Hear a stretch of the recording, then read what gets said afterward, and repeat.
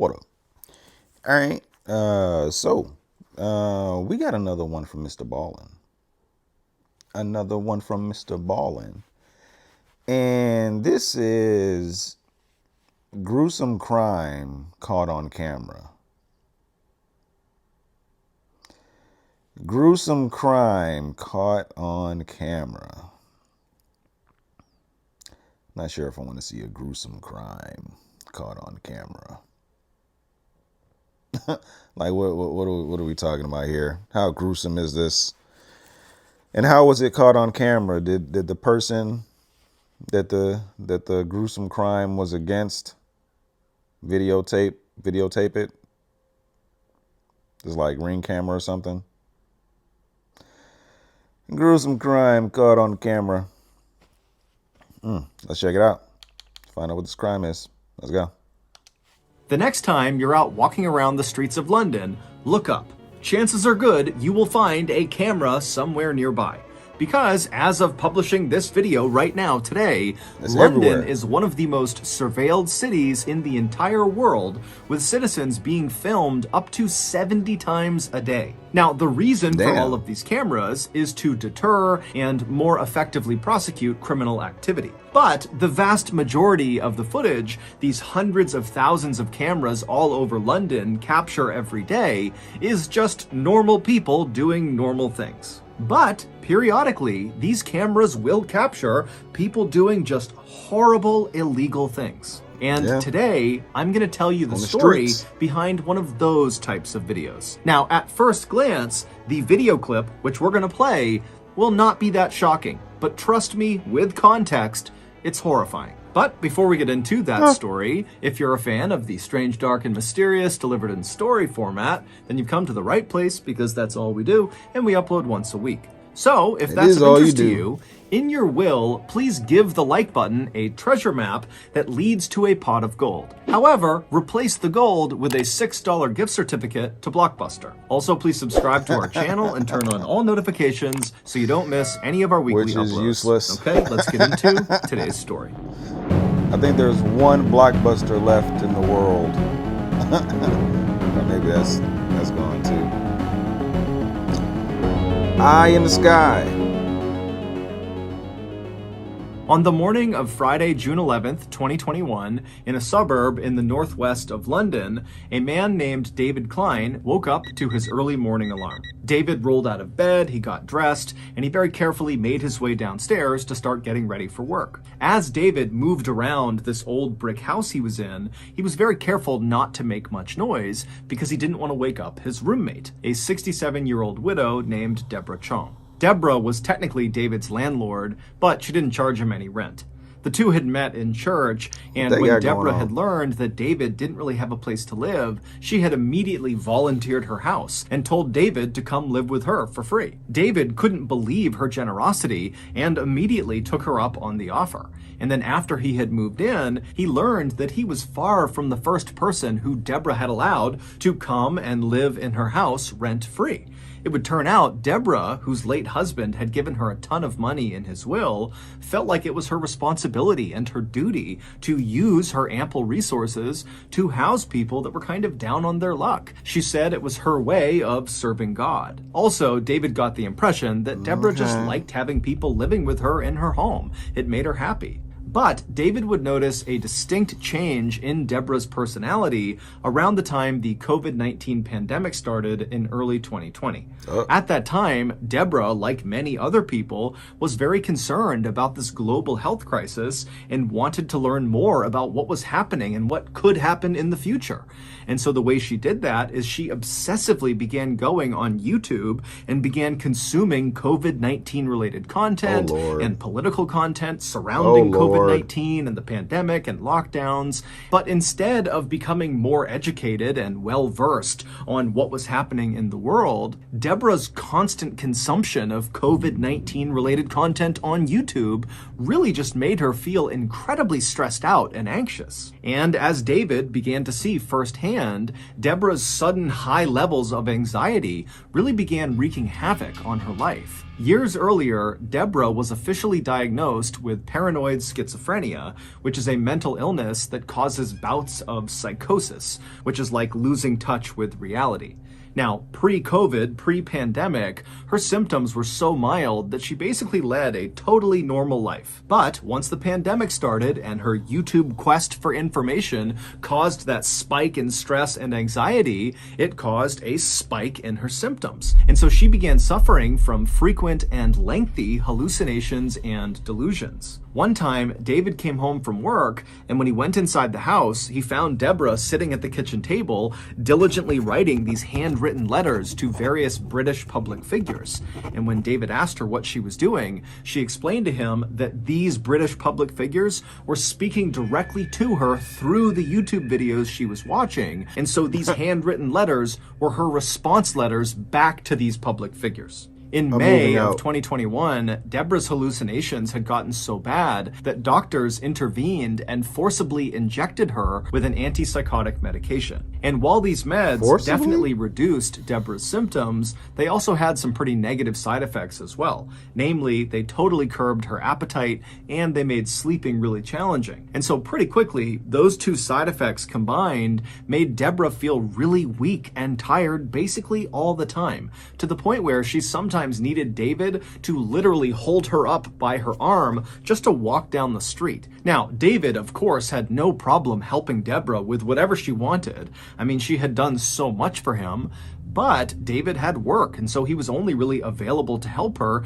in the mornings and in the evenings during the week. And so he had actually spoken to Deborah about hiring a full-time caretaker that could live with her and just take care of her at the level she needed all the time. And Deborah was open to it. She actually called a company that offered that service, and they told her they would get someone out to her, but it would take some time before her caretaker was actually assigned to her. Now, David was really pleased with this development, but he really wished they would speed it up, because again, every time he was away all day at work, he knew Deborah was home by herself, and so he was just so worried something was going to happen to her when he was gone. So after David gathered up all of his things and very quietly made his way from the kitchen to the front door, he paused for a moment and said a silent prayer in his head for Deborah's safety and protection while he was away at work, and then he opened the front door, quietly went outside, shut the door behind him, and headed off to work. A few hours later, David came home from work, he went back inside of the house, and the first thing he did is he called out for Deborah. But Deborah didn't call back, and the house was very quiet, and so David took off his shoes and walked around the first floor, kind of calling out for Deborah as he walked, but again, there was no answer. And so after walking the whole first floor and not finding her, he yelled one more time really loudly, "Hey, Deborah, are you here?" And after hearing nothing, he pulled out his phone and he called Deborah. And as the phone was ringing, he could hear Deborah's phone ringing upstairs. And so he thought, okay, maybe Deborah is upstairs, she fell asleep, and her phone's just next to her on the bed. And so with David's phone still calling Deborah's phone, David began walking upstairs. And when he got to the top of the stairs, he just followed the sound of Deborah's ringing phone into her bedroom. And when he went in there, Deborah was not in there. Her phone was though, and so were her glasses. They were both just sitting on the bed. Those were two items that Deborah would bring with her anywhere she went. And so trying not to panic, David called out a few more times for Deborah, but again, there was no answer. And so after quickly searching her bedroom and not finding her, he searched all the other rooms upstairs, but again, she just was not there. She was not in the house. And so David began calling and texting friends from church and other people that knew Deborah to see if anybody had heard from her or knew where she was. But no one did, and the only people who had recently talked to her said she was totally incoherent, talking about spirits and demons and the destruction of all mankind. And so, believing Deborah must be suffering from a schizophrenic hallucination somewhere out in the city, David picked up his phone again and he called the police. When the police showed up at the house, David filled them in on what was going on, and the police told him, hey, look, we'll go back and review all of the CCTV camera footage taken from outside of your house. We're bound to see footage of Deborah leaving her house at some point, and then we can just watch where she goes. And so David felt reassured, and the police felt very confident. But when the police went back to the station and began reviewing all of this security footage taken from roughly outside of Deborah's house, there was no footage of her ever leaving the house. There was only footage the day before of Deborah going into the house, but she never left. And so She's still in naturally, there. the police went back to Deborah and David's house, and they thoroughly searched that house, believing Deborah had to be in there somewhere. But despite searching everywhere in this house, in every crawl space, in the attic, the basement, every closet, everywhere, she wasn't there. It would take the police nearly a month, but they would eventually figure out where Deborah went.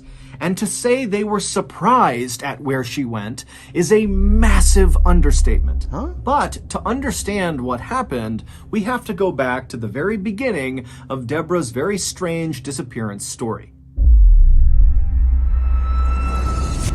It all started about 10 months before Deborah actually went missing in August of 2020. That month, Deborah met a 36-year-old woman named Gemma Mitchell at one of her church prayer groups. Like Deborah, Gemma was very religious, and so the two women became fast friends despite being 30 years apart in age. Deborah would confide in Gemma about her mental health struggles, and Gemma would confide in Deborah about her house/financial troubles. Basically, Gemma, a couple years earlier, had given money to a contractor to fix up her house, but the contractor had taken her money, not done any work, and then run off, basically robbing Gemma. But Gemma really needed to do these renovations, and so she wound up hiring a second contractor who did begin work, but during this process, Gemma realized she would never be able to recover the money that was stolen from her from the first contractor, and so when she realized she wasn't going to get that money, she knew she would not be able to fully pay the second contractor for his work. And so when the second contractor found out he was not going to get paid, he stopped work immediately, despite the fact that there was no working heat in Gemma's house, and there was a huge hole in her roof. But Gemma had no way to fix this, and so she and her mom were just living in this house that was just totally freezing all the time. Deborah had been so moved by Gemma's situation that very quickly after meeting her, she offered £200,000 to Gemma to finish the renovations on her house under the condition that one room in Gemma's new house would be solely dedicated to Christian ministry. Gemma was overwhelmed with gratitude. She could not believe that Deborah was willing to do this for her. And so, of course, she agreed to her terms without any hesitation. After that, the two women began texting all the time about this renovation project. Deborah would suggest paint colors and different things to do with the inside of the house, and Gemma would text updates about the different contractors she had talked to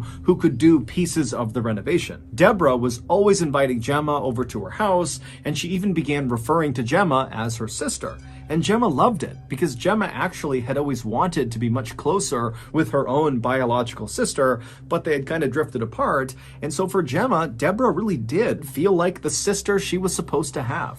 But their relationship was about to change drastically. In May of 2021, so 8 months after the two women met for the first time, and 1 month before Deborah would vanish, Deborah was forcibly injected with that antipsychotic medication in order to combat her paranoid schizophrenia. And right after Deborah got this injection, she began treating Gemma totally differently.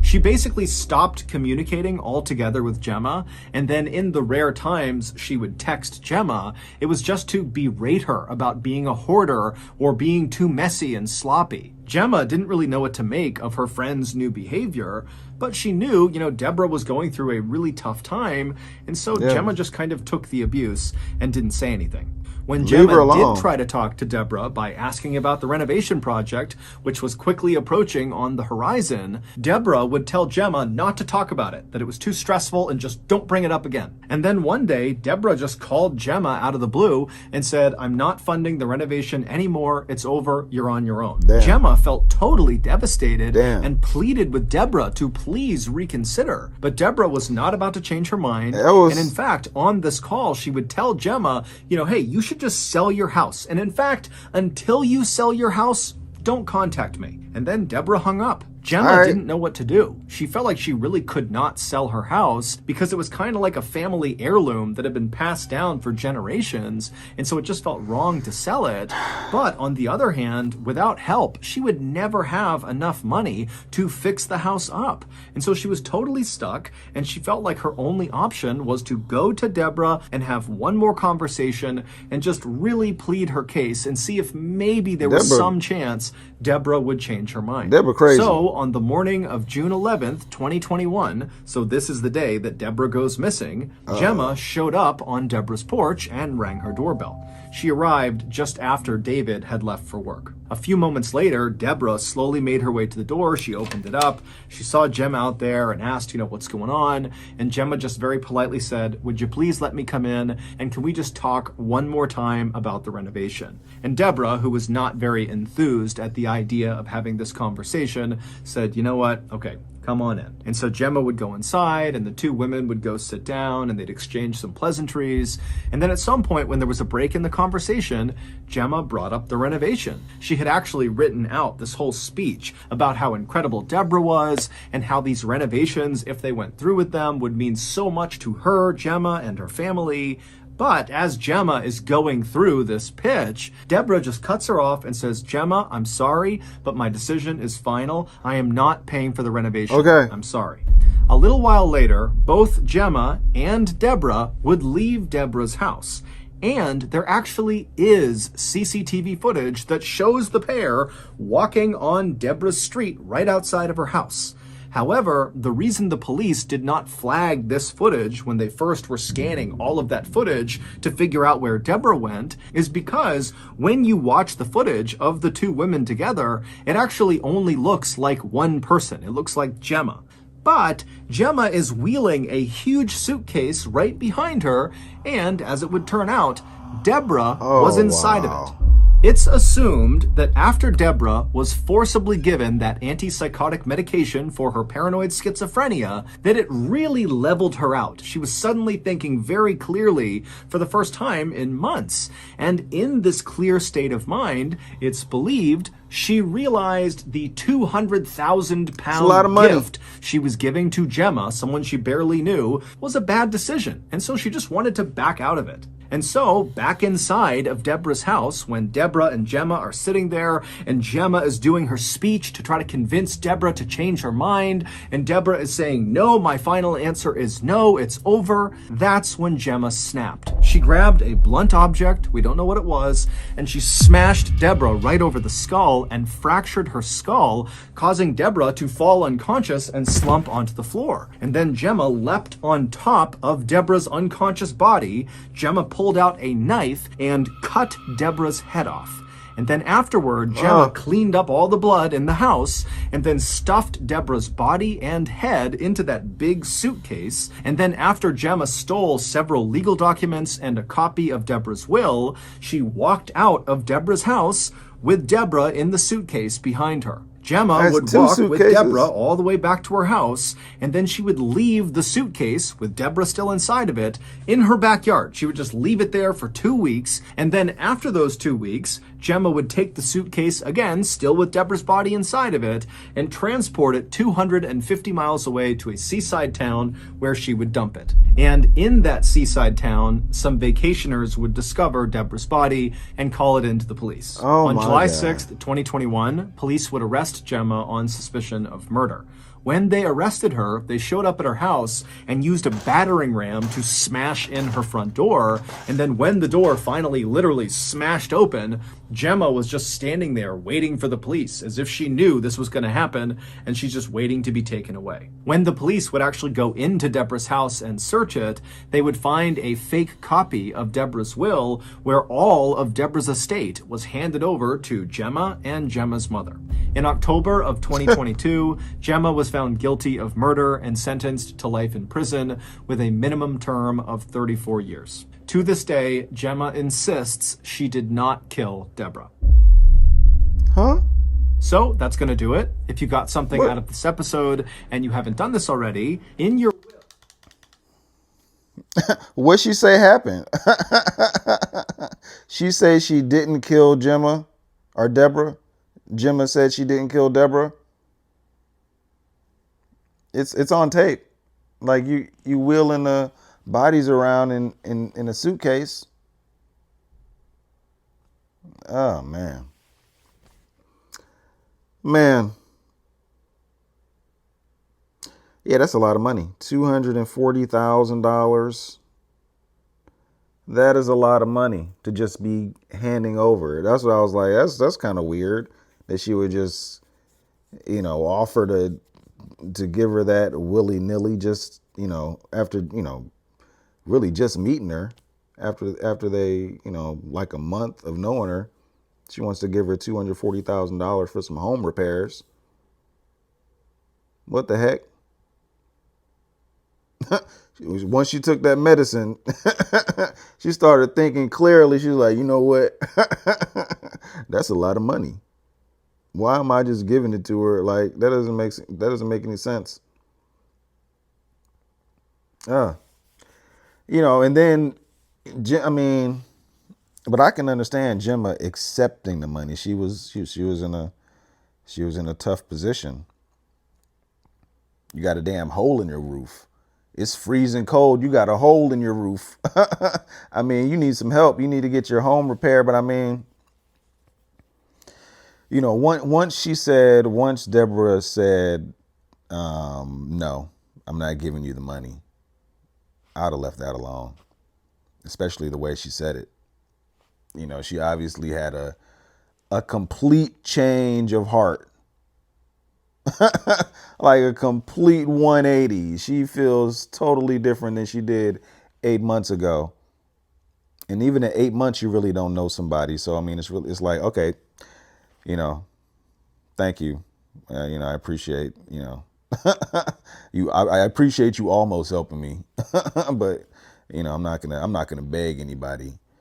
You know what I'm saying? There's other ways to, there's other ways to get things done rather than and then I don't know what Gemma was thinking, putting everything, stealing the will and putting everything in your name and your mom's name.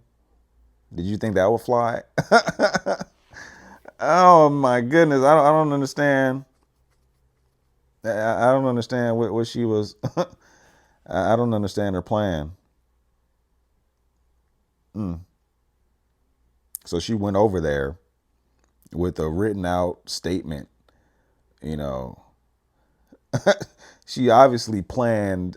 It seemed like if Deborah didn't agree to give her the money, she was just going to kill her. That was the plan. She had something written out, and if Deborah didn't agree to whatever she had written out, she was going to kill her. Then take the will and put everything in her name, or try to put everything in her name. I mean, you didn't know the cameras were on seemed like in front of every single house.